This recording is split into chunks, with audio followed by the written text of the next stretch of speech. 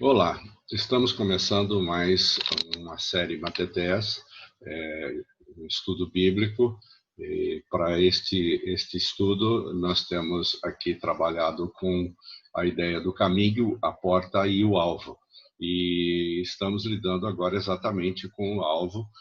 O termo, o alvo, ele se conecta, concentra em tudo que é para a grande intenção da vida, que é alcançar a meta, e a meta é entrar no reino de Deus. Então, que possamos nós compreendermos isso. Senhor, nosso Deus, nosso Pai, pedimos a tua boa direção, a tua boa mão sobre este vídeo, que o Senhor fale ao nosso coração, que o Senhor ministre ao coração de cada um, sobre esse estudo que estamos fazendo desta série Matetés, Pai.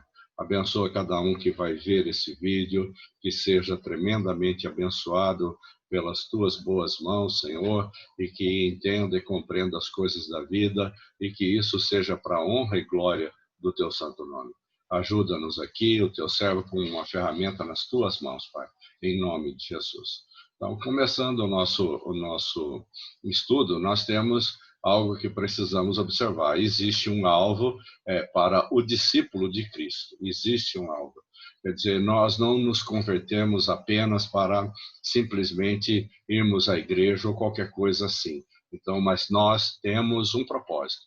Deus tem um propósito com a nossa conversão, com a minha vida, com a sua vida, e assim, nesse sentido, né, conforme estamos vendo, precisamos entender qual é o desenvolvimento desse propósito de Deus na minha vida e na sua vida.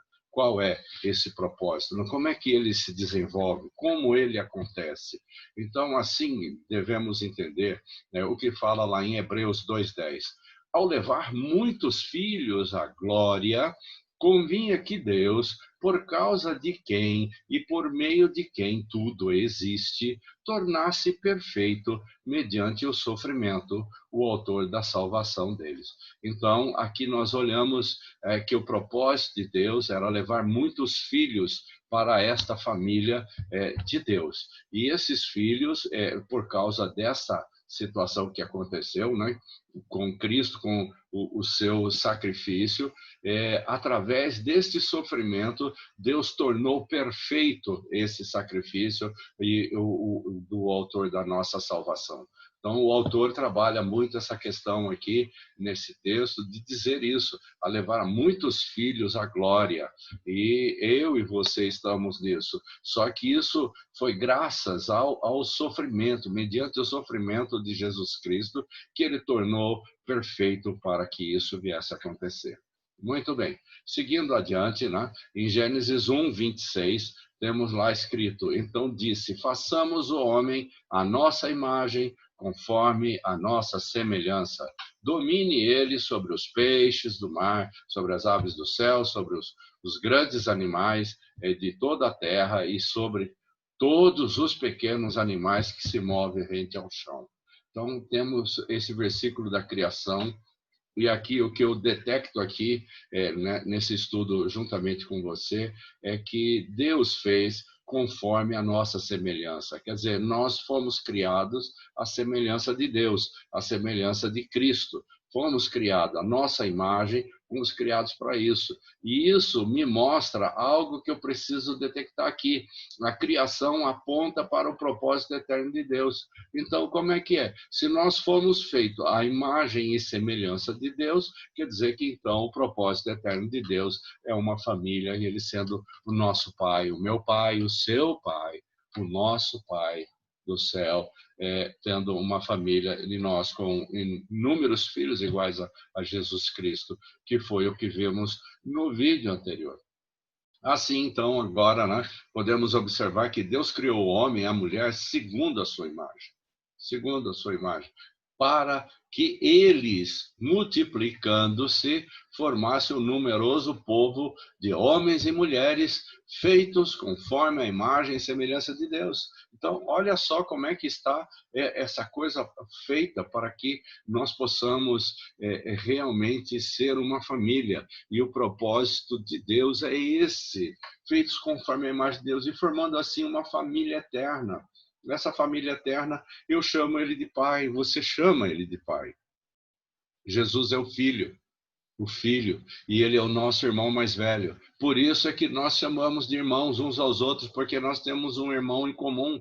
Então, nessa maneira, então assim, vai formando uma família eterna na qual levaria a cabo os seus planos futuros. Então, Deus quer as coisas dessa forma, e nós fazemos parte dessa família, eu e você, e nós temos que glorificar a Deus, porque Ele enviou seu Filho, e Ele morreu no meu lugar e no seu lugar, para que nós viéssemos a fazer parte dessa família, e termos o mesmo pai, e termos o mesmo irmão mais velho. Louvado seja Deus por isso. E aí, então, precisamos entender algumas coisas, né?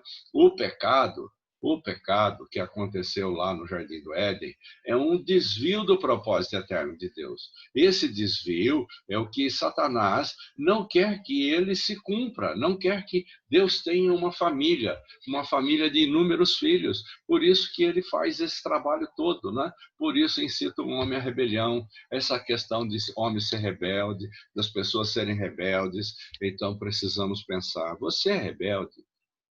Você se rebela?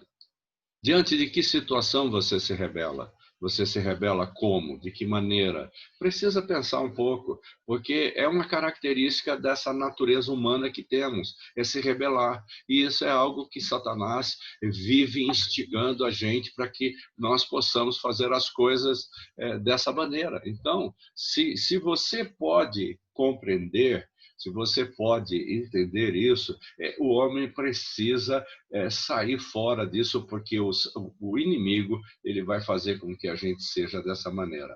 O homem peca e perde a imagem de Deus. E quando ele peca e perde a imagem de Deus, ele é expulso da presença de Deus. Não temos mais contato com Deus quando estamos em pecado. E perde a sua comunhão com o Senhor. Expulso, ele perde isso. Então, toda pessoa em pecado, ela não consegue se conectar com Deus, ela não consegue ter um relacionamento com Deus, porque Deus ele não tolera o pecado. Ele recebe o pecador, mas ele não tolera o pecado. Deus faz tudo o que pode para recuperar o pecador, mas ele não pactua com o pecado de maneira nenhuma. Então, esse é o nosso Deus. Então, ele quer que nós sejamos dele, mas o pecado ele quer tirar da nossa vida. Por isso, ele promoveu algo para que eu e você pudéssemos, né, dessa maneira, ter a salvação de Jesus na nossa vida e assim, então, nós podermos ser salvos e fazer parte da família do Senhor, da família chamada família da fé.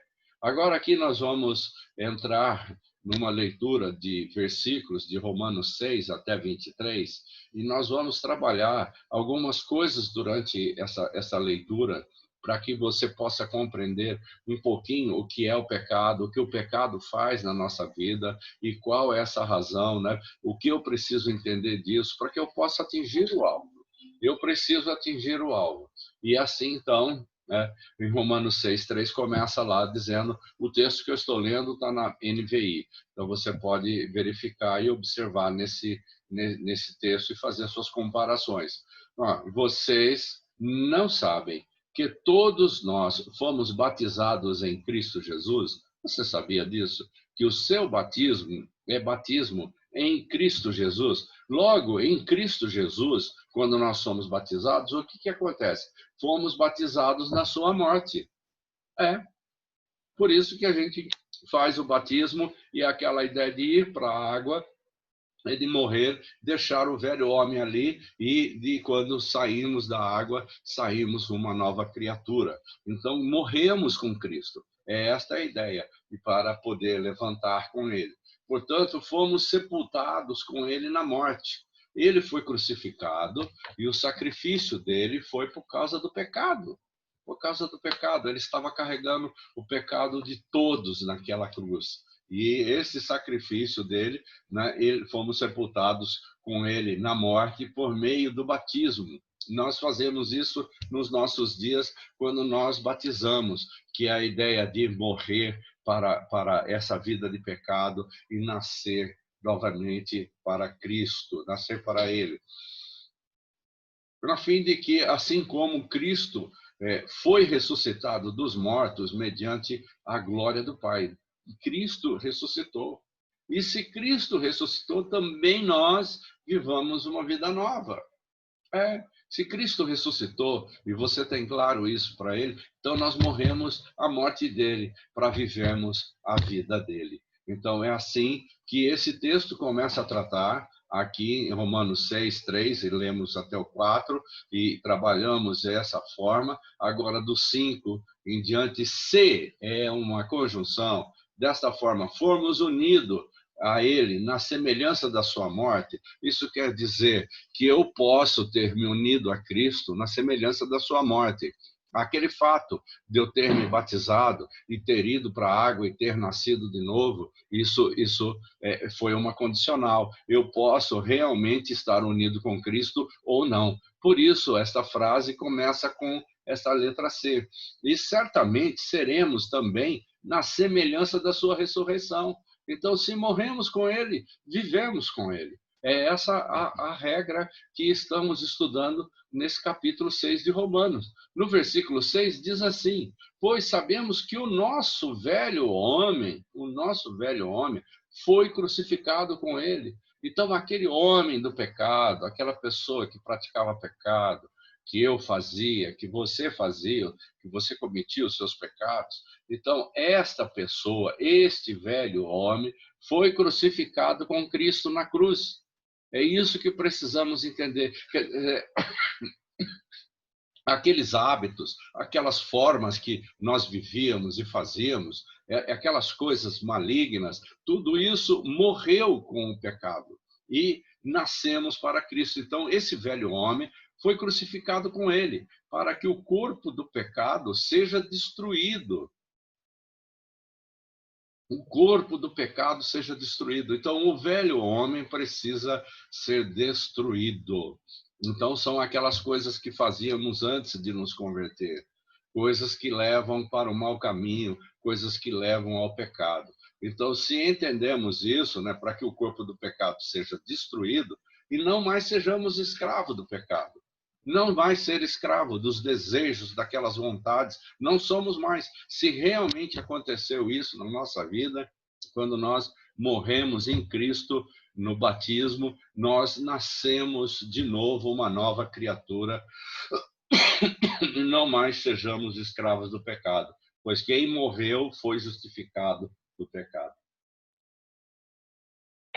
É assim, né, como podemos compreender esses versículos em Romano. Ora, se morremos com Cristo, cremos que também com ele viveremos, pois sabemos que, tendo sido ressuscitado dos mortos, Cristo não pode morrer outra vez. A morte não tem mais domínio sobre ele. Então é isso que entendemos. A morte não tem mais domínio sobre a minha vida, porque eu já morri com Cristo. Então eu vivo agora. Se morremos com ele, no batismo, com ele ressuscitaremos. Então eu vivo em Cristo agora. Você vive em Cristo. E isso é maravilhoso, porque no versículo 10, morrendo, ele morreu para o pecado de uma vez por todas, mas vivendo, vive para Deus. Então, quando eu digo que morro para o pecado, quando eu digo que estou fazendo isso, eu morri para o pecado, para viver por Cristo. Então, isso acontece todo dia na minha vida. Quando eu olho, por exemplo, no espelho, e eu vejo lá no espelho o meu reflexo, eu tenho que me dizer assim: eu morri para o pecado, para viver por Cristo. Então, viver por Cristo significa ter morrido pelo pecado. E assim, então, você vê desta forma, desta maneira, né, considere-se mortos para o pecado, mas vivos para Deus, em Cristo Jesus. Tudo isso se dá em Cristo, estamos dentro dele, né? Portanto, não permitam que o pecado continue dominando o corpo mortal de vocês. O nosso corpo mortal não permita isso, fazendo com que obedeça aos seus desejos. Quando nós temos alguns desejos dos quais nós não concordamos, nós precisamos repreender isso, que é o inimigo querendo nos tornar rebeldes. Repreenda isso na sua vida e você vai ver que você vai conseguir fazer isso. No versículo 13, não ofereçam os membros do corpo de vocês ao pecado como instrumentos de injustiça. Cada vez que a gente faz isso, nós estamos oferecendo a Satanás uma forma de agir à moda dele. Antes, ofereçam-se a Deus como quem voltou da morte para a vida e ofereçam aos membros do corpo os membros do corpo de vocês a ele como instrumentos de justiça. O que isso quer dizer? Se eu vivo para Cristo, eu vivo para uma vida justa. Eu vivo para uma vida pela qual eu fui justificado e eu vivo essa vida justa. Então, o meu corpo para Jesus, para o Senhor, é um instrumento de justiça, porque a justiça foi praticada na minha vida e ela foi na sua também, se você está entendendo isso. Porque mortos para o pecado, vivemos para Deus. E isso é um ato de justiça. Por isso, esses versículos estão aqui colocados dessa forma. Assim, o versículo 14 diz: pois o pecado não os dominará. Quer dizer, você se vive assim, você não sente o desejo para o pecado. Entende? Ele não vai te dominar, ele não vai fazer isso na sua vida, porque vocês não estão debaixo da lei. Não estão debaixo da lei, mas debaixo da graça. Jesus morreu, o sacrifício foi aceito, eu morri com Jesus, nasci, sou uma nova criatura. E essa nova criatura em Cristo, meu velho homem já morreu e nasceu uma nova criatura em Cristo. Que você possa entender isso, que você possa procurar compreender isso que está aqui no capítulo 6 de Romanos. Então, vamos pecar porque não estamos debaixo da lei? Olha como Paulo escreve essa situação. Então, quer dizer, se nós não estamos mais debaixo da lei, então vamos pecar porque não estamos debaixo da lei, mas debaixo da graça. Então, de maneira nenhuma. Não é porque eu estou debaixo da graça, porque da graça de Cristo, porque estou vivendo com Ele, eu vivo nele. Não é por causa disso que eu tenho liberdade para pecar. Não é de maneira nenhuma. Não vamos pecar, vamos viver uma vida em santidade. E é isso que promove essa saída do pecado, a morte do velho homem, o nascimento de uma nova criatura. E essa nova criatura em Cristo, ela não peca, ela não vai pecar. Ela está sujeita a pecar, mas ela não vai fazer isso, porque Cristo está dentro dela.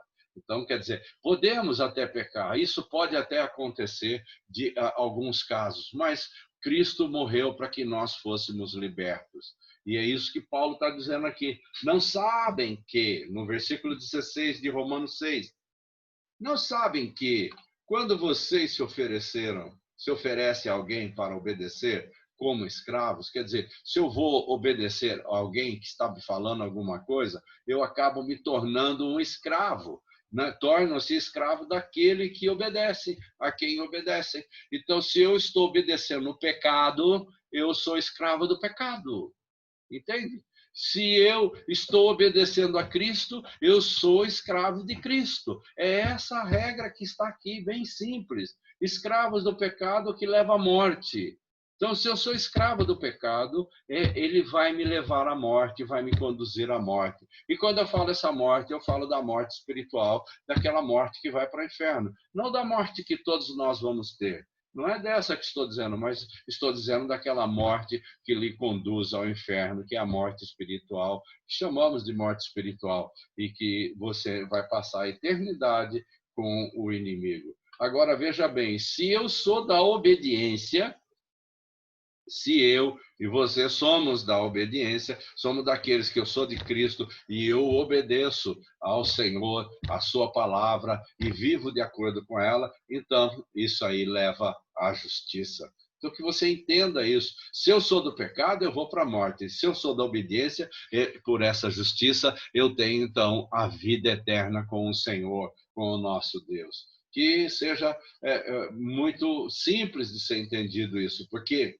veja lá, mas, graças a Deus, porque vocês tenham sido escravos do pecado, passaram a obedecer de coração a forma de ensino que lhes foi transmitida. Ou seja, graças a Deus, porque vocês antes eram escravos do pecado, mas depois que aprenderam, deixaram o pecado e passaram a obedecer o Senhor de coração. Dessa forma, foi um ensino que está sendo transmitido a você.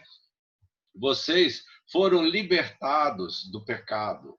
Sim, foram libertados do pecado, porque Cristo morreu por nós e tornaram-se, então, escravos na justiça. Esse tornaram-se escravos na justiça, que fala o versículo 17, quer dizer que eu sou escravo de Cristo, meu irmão. Como Paulo fala também, eu, você, nós somos escravos de Cristo, o servimos. E é isso que está dizendo aqui. Falo isso em termos humanos, Paulo falando. Por causa das limitações humanas, por causa da nossa forma de ser, a nossa forma de entender. Assim como vocês ofereceram os membros do seu corpo em escravidão à impureza e à maldade, quando vivia dessa maneira neste mundo, então agora o que acontece? Então hoje nós oferecemos agora em escravidão à justiça. Essa escravidão à justiça nos leva a uma vida de santidade, a uma vida que temos um comportamento, porque somos santos, e temos hoje, então, um comportamento diante de Deus que nos leva à santidade. Quando vocês, aqui, veja lá, versículo 20, quando vocês eram escravos do pecado, estavam livres da justiça. Quer dizer, você não vivia a justiça, você fazia qualquer outra coisa e ia ser julgado no final, é claro. Mas agora que nós somos escravos da justiça, nós, então, temos uma justiça que praticar e que viver. Isso quer dizer, nos leva à santidade. É isso que Paulo está explicando aqui. Agora, se você olhar um pouquinho mais, né, que fruto colheram, então, das coisas das quais vocês se envergonham? Eu pergunto para você agora aqui, o que você colheu da vida anterior a Cristo? O que você colheu? O que você recebeu em troca disso? Quais foram os frutos que isso te deu a você? Não foram o fim disso tudo delas, a morte? Não foi isso que te trouxe tanta coisa ruim na sua vida, não foi? Então veja lá, mas agora que vocês foram libertados disso, porque Cristo pagou o preço, Cristo pagou o preço para que pudéssemos viver isso. Então, agora libertados do pecado, nós nos tornamos escravos de Deus.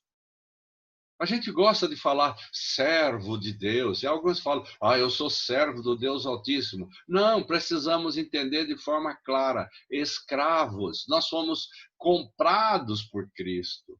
Ele pagou um preço pela nossa vida e comprou a nossa vida de quem? De Satanás. E essa vida que ele comprou, ele trouxe essa vida para nós, a nos dar essa vida que é a vida dele. Porque se morremos nele, como ele morreu com todos os pecados, nós vamos ressuscitar nele. Então fomos libertados desse pecado. E hoje nós nos tornamos escravos em Deus. E o fruto que colhem, o fruto que nós vamos colher de andar assim, é um fruto que leva à santidade, que mostra o nosso comportamento daquele que vive, daquele que ama o próximo, daquele que ama a sua família, daquele que trabalha com a sua família de maneira que eles possam entender e compreender a Cristo. Então, nós somos pessoas assim. E os nossos filhos, nossa esposa, nossos maridos, como cada um dos relacionamentos que existem. Então, o que acontece? Há um amor diferente, uma vida diferente, porque nós colhemos o fruto. Esse fruto nós vamos em santidade. E o fim disso é viver uma vida em eternidade. Sim, viver uma vida em eternidade com o Senhor. Teremos a vida eterna, porque já não vivo mais para o pecado, mas eu vivo para Cristo.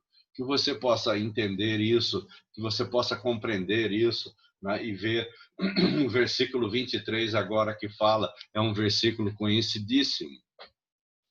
Só que para a gente falar desse versículo, nós precisamos passar por todo ele que começamos lá no princípio, lá no versículo inicial, lá no versículo 3, lá, né, 6:3, e a gente veio versículo por versículo até chegar nesse aqui. O salário do pecado. Por que se fala salário? Porque é o que se recebe.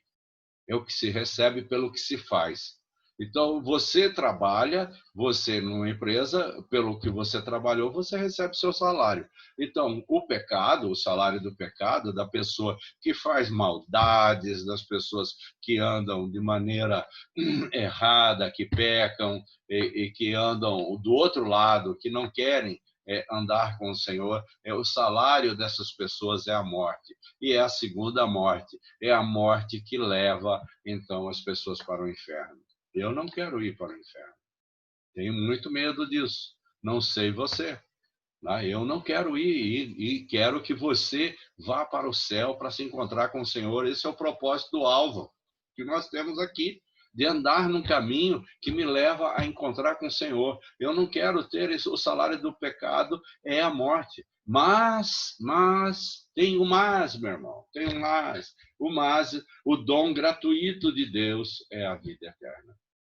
Então, Deus lhe dá de graça se você deixou o pecado em Cristo Jesus, nosso Senhor. Então, o dom gratuito, o que nós podemos aprender hoje é que o dom gratuito de Deus é a vida eterna em Cristo Jesus, nosso Senhor. Observa você que tem uma preposição aqui em Cristo. Eu preciso estar em Cristo.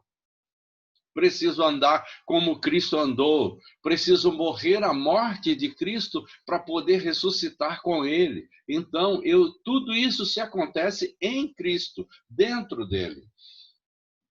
Que você possa entender isso e compreender, né, todas essas coisas e ver aquilo que o Senhor tem para nos dar.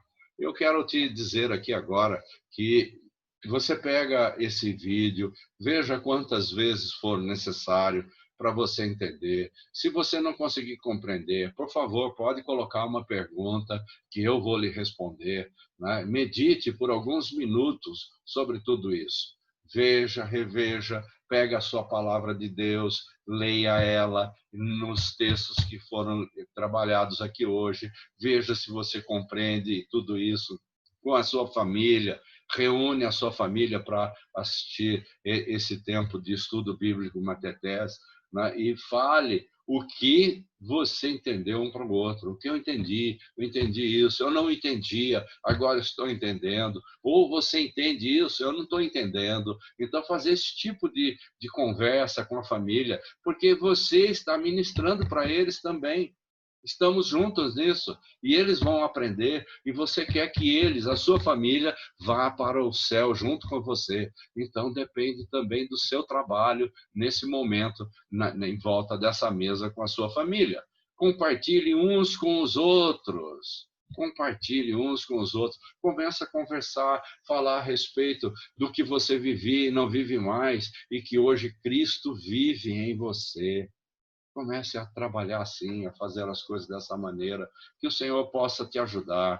Agora nós vamos ter um momento de oração para encerrar esse estudo bíblico agora, em nome de Jesus, né? E vamos fazer assim. Então, aqui eu quero falar com você um pouquinho sobre isso tudo, né? Que o Senhor venha falar conosco na nossa oração e nos ajudar com a presença do Teu Santo Espírito. Pai de amor, Pai bendito, nesta hora eu peço a Tua boa mão sobre a nossa vida, Senhor, que o Senhor venha com as Suas mãos estendidas sobre a vida de cada um daqueles que participaram e que assistiram esse vídeo. Coloca, Senhor, em nome de Jesus, Pai. Coloca a Sua boa mão em cada um, em cada lar. Trabalha nos relacionamentos, que possa existir o perdão, Senhor, daqueles que estão em situações difíceis, Senhor. Trabalha com eles, fortalece o relacionamento em casa, que haja, Senhor, arrependimento das atitudes erradas, para que possamos viver para Cristo e que nós sejamos cheios do teu poder, Pai, do teu Espírito Santo. Vem e enche a vida de cada um agora com o teu Espírito Santo e dá um dia abençoado a cada um na sua casa com os seus familiares. Em nome de Jesus, nós oramos agradecidos, crendo que o Senhor já fez todas essas coisas. E até o próximo estudo bíblico Matetés. Que o Senhor te abençoe e o Senhor te guarde e faça resplandecer diante dele a sua imagem. Amém.